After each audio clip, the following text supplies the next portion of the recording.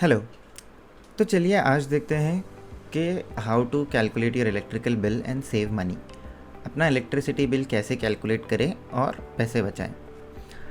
Electrical bill समझने के लिए हमें सबसे पहले ये समझना होगा कि इलेक्ट्रिकल बिल कैसे आता है, इलेक्ट्रिकल पावर कैसे सरकार कैलकुलेट करती है जिसकी वजह से वो आपको बिल दे सके।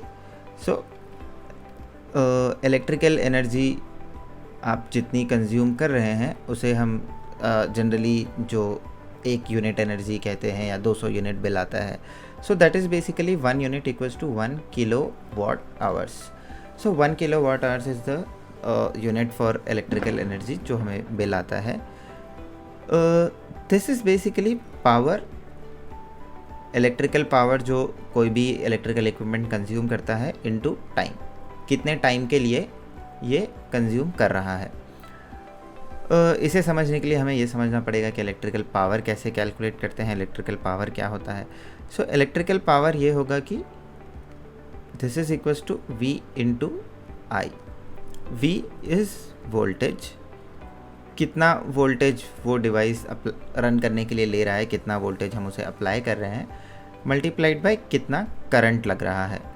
सो power will be V into I, कितना वोल्टेज लग रहा है और कितना करंट लग रहा है। ये हमें बताएगा कि कितना पावर वो डिवाइस कंज्यूम कर रहा है। और जब हम उसे टाइम से मल्टीप्लाई करेंगे कि वो बताएगा कि कितनी देर के लिए कर रहा है, और जितना वो वैल्यू आएगी वो रहेगा आपकी इलेक्ट्रिकल एनर्जी कंजम्पशन, और वही बनेगा आपका इलेक्ट्रिकल बिल।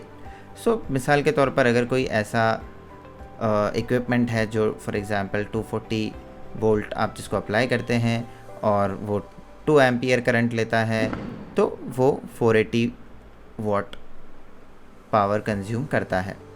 अगर आप फॉर एग्ज़ाम्पल इसी को आप चला रहे हैं टोटल 100 आवर्स के लिए, 100 घंटों के लिए, तो आपका ये हो जाएगा 480 100 यानी कि 48 किलो वाट आवर्स, 48 यूनिट्स आपने कंज्यूम कर लिए। तो ये हो गया इन शॉर्ट पावर। अब आते हैं अपने मेन क्वेश्चन की तरफ कि आपका इलेक्ट्रिसिटी बिल आप कैसे कैलकुलेट करें। इसके लिए हम देखते हैं, अज्यूम करेंगे कि सबसे पहली स्टेप ये है कि आपके घर में क्या क्या इलेक्ट्रिकल ऐसे अप्लायंसेस हैं जो एनर्जी कंज्यूम कर रहे हैं। सो फॉर एग्ज़ाम्पल आपके घर में कुछ LED लाइट्स हैं, आपके पास कुछ फैंस हैं, आपके पास वॉशिंग मशीन है, आपके पास AC है, मैं अज्यूम कर रहा हूँ कि आप काफ़ी अमीर हैं, और आपके पास फ्रिज है और एक गीज़र है। मोबाइल फ़ोन्स और जो भी लैपटॉप चार्जिंग डिवाइसेस आप लगाते हैं वो भी काफ़ी पावर कंज्यूम करते हैं, लेकिन हम फ़िलहाल उसे इग्नोर करेंगे for the sake of simplicity. आप चाहें तो उन चीज़ों के वॉटेज पता करके उनके लिए भी आप कैलकुलेट कर सकते हैं। नाउ अब हमें देखना पड़ेगा कि आपके पास ये इक्विपमेंट कितने हैं। सो इमेजिन आपके पास घर में 8 LED लैम्प्स हैं, 3 फैंस हैं, एक वॉशिंग मशीन है, एक AC है, फ्रिज है और एक गीज़र है। हमें पता करना पड़ेगा इन सब का वॉटेज, जो जब भी आप कोई इलेक्ट्रिकल इक्विपमेंट ख़रीदते हैं उसके ऊपर उसका वॉटेज लिख कर आता है। अगर नहीं भी आ रहा है तो आप इंटरनेट पर सर्च कर सकते हैं, you just have to take average number of wattage कितना होता है। तो fan around average on an average around 60 watt के होते हैं, so we'll take 60 here. So we are just doing rough calculation. Washing machine 500 watt, we have AC roughly around 2000 watts, fridge 100 watts, and then geyser at around 6000 watts.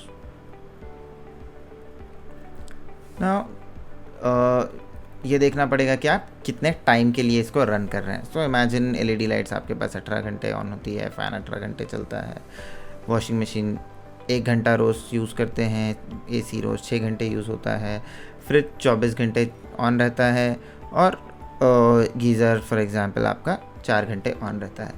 ना हमें ये करना है कि इन सबको मल्टीप्लाई करना है। So this into this into this. So आपका कितने यूनिट्स हैं, कितना वॉटेज है और कितने टाइम के लिए एक दिन में रन हो रहा है। ये this is in hours, this is in what, and this is in numbers. So just basically energy, so this will become your energy consumption. this basically this is energy consumption. This is measured in joules. Actually we'll measure it in watt hour for simplicity. So this becomes 2880, this is 3240, this is 500, this is 12,000, this is 2400, and this is 24,000. Now if I add all of these, we get 45,020. So just we'll assume that it's around 45 units. Now this was for one day. Your electricity bill will come for 30 days. So imagine this for 30 days. So 30 into 45, that will be around 1350 units. Now 1350 units is a lot. So what will happen is government charges differential rates. If your energy consumption is lower than 100 units, you get charged less than 100. So 4 रुपये कुछ होता है. अगर आपका electricity consumption काफ़ी कम है, 100 unit के करीब है, तो आपको 4-5 रुपये लगेगा. अगर आपका एनर्जी कंजम्पशन बहुत ज़्यादा है, जैसे 1350 यूनिट है, तो आपको करीब वो 11 रुपये पर यूनिट भी जा सकता है. So this is 1350 into 11. So that turns out to be 14,850. This will be your monthly electricity bill if you are consuming this much. आप इतना अगर कर रहे हैं तो आपका इतना बिल होगा, जो कि बहुत ज़्यादा है. तो अब हमें क्या करना पड़ेगा, चलिए इसको कम करते हैं.